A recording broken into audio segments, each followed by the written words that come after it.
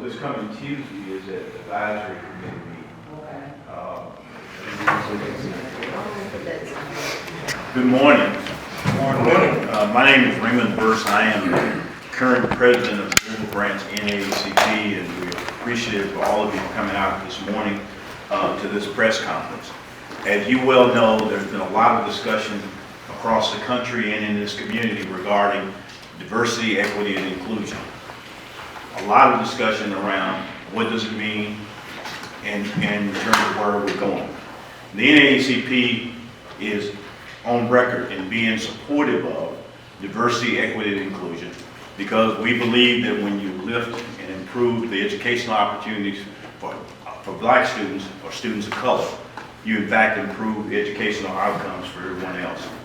The NAACP has been a fighter in this field for a number of years since its founded in 1909.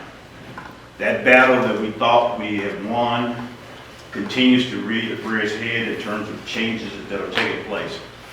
This country and this community years ago made a commitment to providing equal educational opportunities for all students. We expect and want that same thing to happen. But for those who are in the room who are not educators, you know that every student learns differently. Every student has different needs. And so part of the educational process is to provide to that student what he or she needs to be successful. If you look at the history in terms of education in this country, and particularly things that have happened over the last 50, 60 years, everything that has been done has been moving forward. When Terrell Bell was Secretary of Education in the Reagan administration, believe it or not, they issued a report called A Nation at Risk. That report looked at what was happening in terms of education in this country and said we needed to make a real change and a real commitment to do some things differently. It said if we were going to compete on the world stage, that education in the U.S. had to become much different. And so a commitment was made at that point to make every student enrolled in an institution successful. Then in 1990, the Commonwealth of Kentucky adopted the Kentucky Educational Reform Act. That act, when it was adopted, it was one of the most progressive educational undertakings in this country. Kentucky, in fact, was leading the nation at that point in terms of how to address education. Made major changes. And the real emphasis on all of that was to make each and every student successful, regardless of who that student happened to be. Then we flash forward and we come up with let me make sure I get the right one. No Child Left Behind. And that was designed to say that no student should be left behind in the education system in terms of being able to achieve and succeed. And then, right before COVID, we had one that every student succeed, ESSA. So that our entire history has been around doing things to improve and enhance education.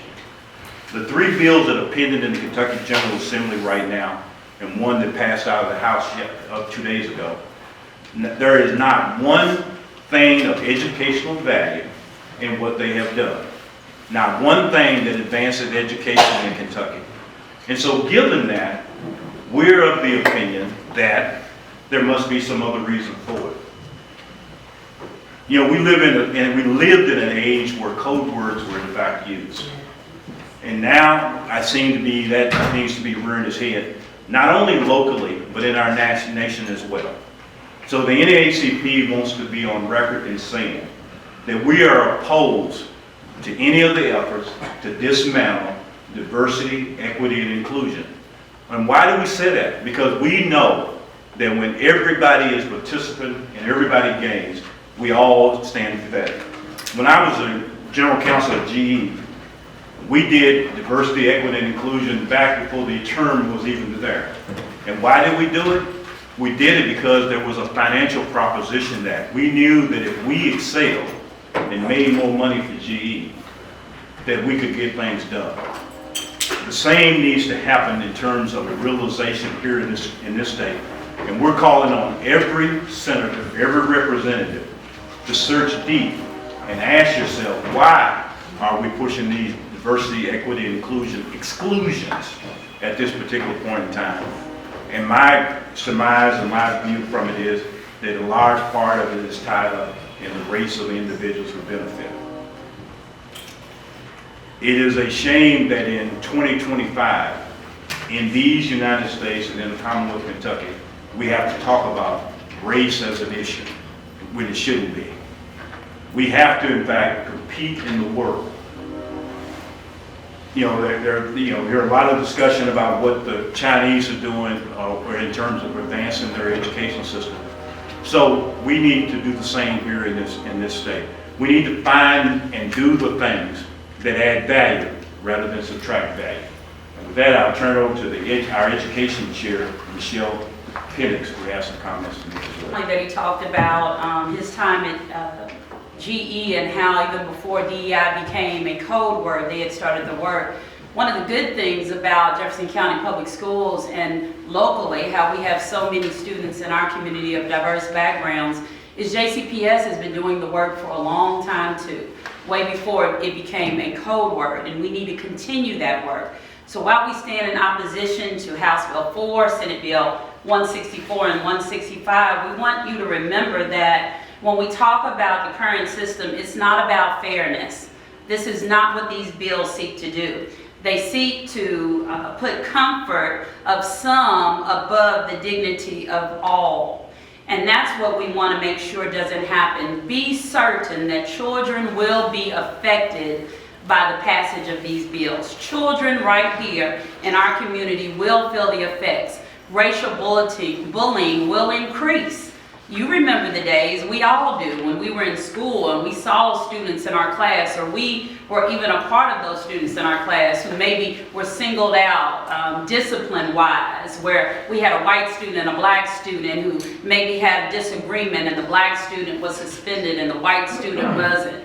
Those are the things that we need to talk about, and the things that will continue if these bills pass and become law. We know that diverse staff will not be an issue. We know that they will not make an effort. How do we know that? Because before we started looking at these, before we started making a commitment to make sure that we were diverse and inclusive, that's what we have. As a matter of fact, today, we still know that over 90% of those who lead our districts around the country, those not only who have been in Congress, those who have been in all fields, all CEOs, all leaders in our community are largely white. We have not reached the time where we can push diversity to the side. We know that Black history will be erased. We know the history of all people will be erased. And we know that Black history is American history. So these are real effects of what can happen shall these bills go further. Black students dealing with racial trauma will suffer along. And we're just better than that.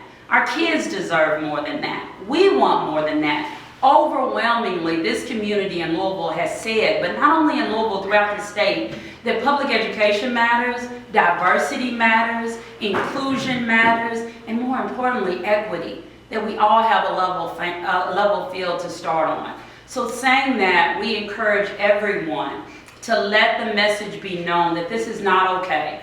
We are in turbulent times, as our president has shared, and now is not the time to back away from what makes us great as a nation that stands for all people, regardless of what they look like, regardless of what their financial situation is, and regardless of who they may even choose to be with.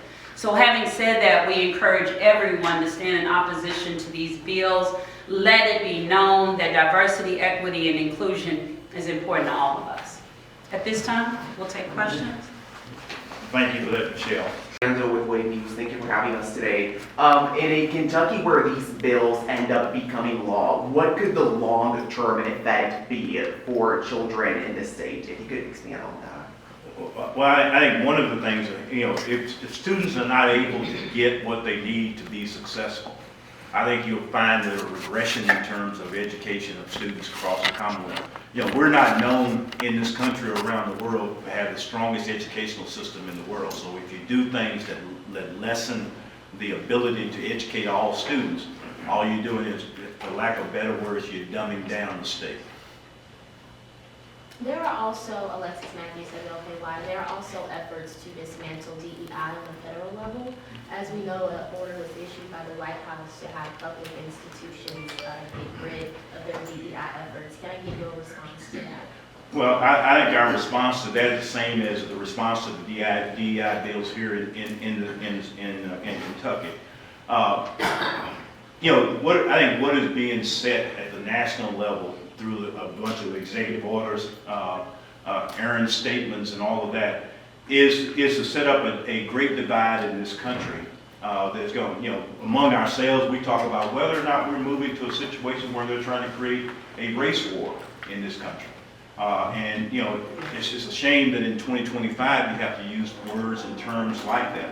But I think that's where we're being pushed for. What I really worry about, you know, I'm not worried about Raymond Verse or Raymond, my kids. I'm worried about my grandkids. What kind of country are we creating, or what kind of state are we creating for our kids for the future? And we all should be able to be concerned and aware of that. That's the reason we're calling on. The NAACP is speaking out today. The NAACP has spoken out in the past, but we need everybody in our community, people of goodwill, people who are really interested and invested in young folks, to speak out and say enough is enough. We want our state back. We want our state to move forward. And what you're proposing is to move backward.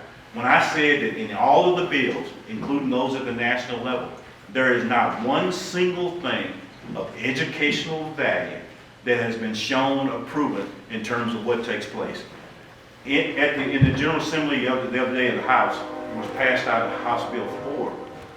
A statement was made by the sponsor of the bill that there is no evidence of any improvement or enhancement in student performance based on what was taking place in the school. She made the statement, folks, but nobody challenged her to produce evidence to support that. Nobody did. And the reality of it is there are lots and lots of data in terms of what has happened to black, brown, and poor kids in this state when the educational system, what it has done. It is almost criminal for someone to get up and say that there hasn't been any improvement. I'm showing my hand. Community know that diversity enhances student achievement. Sitting beside and sitting around others, being in spaces where you get different perspectives is important, and it's valuable to the learning gains of every single student. And so we don't want to do anything that would take us backward with that effort, but instead bring us forward. And there has to be intentionality around that. We can't just assume that people out of their goodness of their heart will do the right thing. We know that that doesn't work. We're seeing that currently. So it's important that we're intentional with the policies that we put in place, that they are kept in place to make a real difference for our children. David Williams, Spectrum News. Good morning. Is there anything people can tangibly do to try to make a difference, or try to chart a different, frustrated, scared? What can they do when they are sometimes met with state lawmakers who have responses like what you mentioned? Well, one of the things I'll say is that the best thing that you can do is begin to take action where you are. You know, thinking about this coming here, I was reminded about how many times I have been in the space, looked around and saw no one who looked like me. It is on each one of us to look in our workplace, our social places, our charitable places, our places of worship, and see how diverse, how inclusive is this place. So first, start where you are, and at the same time, pick up the phone. We know we've been told it matters. Make a trip. Ask how your particular representatives feel about this issue. Make your stance known. Let them know that you are holding them accountable, that you are a participating citizen, and that you want to make sure that this does not happen to our children and the citizens in this state. Our communities, and I mean all communities, black, white, brown, poor, rich, you name it, business, non-business, whatever, needs to begin to speak up. Silence is numbing in terms of what's taking place right now in this country. There are people of goodwill, business leaders of goodwill, who at this point don't feel that they can speak. And I want to encourage them to speak. People need to hear what you believe in, what you think, and what you're willing to do that. As it relates to our community, we need to make certain that we're calling Frankfort and saying to those legislators, calling our elected officials and saying, you know, we're opposed to this. This is not taking Kentucky forward, and we want to go forward. Counts. And so we got to make certain that we are in fact registered, but not only registered, that we're in fact voting. You know, in some of the precincts that we have monitored with this organization, we found where the turnout in some in precincts is less than 10%. That is unforgivable. And when you don't vote, this is what happens. And so if you're very interested in making some real progress, register and vote and make your voice heard. Speak up. You know, I had invited, there were 2 young ladies who went to Frankfort from the University of Louisville the other day who wanted to speak against House Bill 4. They were denied that opportunity to speak. Denied the opportunity to speak. And what that says to me is that the people who are sponsoring those bills are so afraid of what the truth will do that they don't want the truth to come out. So I'm saying to everybody, make your voice heard. If it means that we have to march to Frankfort, march in the streets, or do whatever we need to do, we need to call for a change and let people know that we've come too far from where we started from, and there's no way we're going back. Has NAACP been able to have any conversations with any of the... We have not had any direct correspondence with them. We have actually called the hotlines. We've talked to our local representatives in terms of what we were expecting to do. But again, you know, it's almost like this freight train has left the station and everybody's afraid to get in front of it. It takes real courage to do the right thing. And now is the time to do the right thing. You spoke of the hearing a few days ago on HB 4. Sounds like you have some concerns about the way that hearing was conducted. Can you speak to that? Well, you know, the League of Women Voters, back in December, issued a report talking about the legislative process in Kentucky and constituents' participation. And I think they studied the last 25 or 30 years, and citizens' participation has gone down, down, down, down, down. Why has it gone down? That's because the legislators have a process that basically where they have decided what it is they want to do, and they don't want to hear from folks. So in terms of the young ladies being denied the opportunity to speak the other day, yes, I said it was intentional. And I call it out for being intentional. But the other thing about it is, the only individuals, and I may be being unfair, the only individuals who got to speak at that hearing the other day, none of them looked like me. Not a single one. Is that saying to us that I don't want to hear a voice from folks who look like me? So they ought to be careful of the message they send by the actions that they do. So if you're talking about denying or talking about banning or doing away with diversity, equity, and inclusion, and I say they use it as a code word, they're really talking about race. If that's what you're doing and you deny people of that race to speak, what does that say about you and what you're all about? Alexandra Goldberg, WHA's 11. What's your message to young people, to college students who are watching these potential changes in the state and federal level? So for the young folks who are eligible to vote, I'm saying register to vote and make certain you get out and vote. For the people who represent you, set expectations for the people who teach you in the classroom. Set those expectations and hold people accountable. Encourage them to check their sources, to fact check, to be involved in consuming correct information and facts, not just getting all of their information from one source, namely social media, TikTok. Well, you find that a lot of young people get caught up and the algorithm sends them what they are most interested in, but a lot of times that's not the facts. So we want informed students. And again, that's why diversity is so important, because it allows all of us to hear from a number of different perspectives. So that's very important, that we keep our young people, that we use social media to get the word out, that we make sure that we each mentor and cover a young person to make them aware of what this bill really does, but not only this bill, but everything that affects us, so that they can be informed voters. You know, the other thing, and I just sat down and looked at some of my notes. I don't know how many of you actually have read House Bill 4. I would encourage you to do that. When I was in law school, we used to joke and kid all the time about that Harvard taught us how to define terms in terms of their definition. It was funny. You know, it was a joke for us. But if you look at House Bill 4, the way it is drafted, it has something called differential treatment. Differential treatment means differential, preferential. How do you define terms in terms of using the same word over and over again? You know, this is an example of what I consider poor draftsmanship, but it's intentional.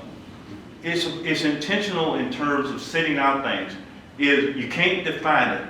So what you do is you use a term and give meaning to that term. It's sort of the same way in terms of code words when you talk about diversity, equity, and inclusion. Is, you know, if anybody really looked at, when you talk about diversity, you're talking about of opinions, viewpoints, and all of those. And you talk about equity, you're talking about giving everyone what he or she needs to be successful. And inclusion is about everybody being at the table and being invited. So they've taken terms and twisted the definition around what they are. But I would suggest to you, you don't have to be an English major to understand it. It defines a discriminatory concept, meaning a concept that is discriminatory. Please. Our folks should and ought to know better than that. And that's what we're dealing with. And the only way you deal with those folks is you continue to stay at the table. You continue to make your voice heard. And know, again, we've come too far from where we started from. Nobody told us the road would be easy.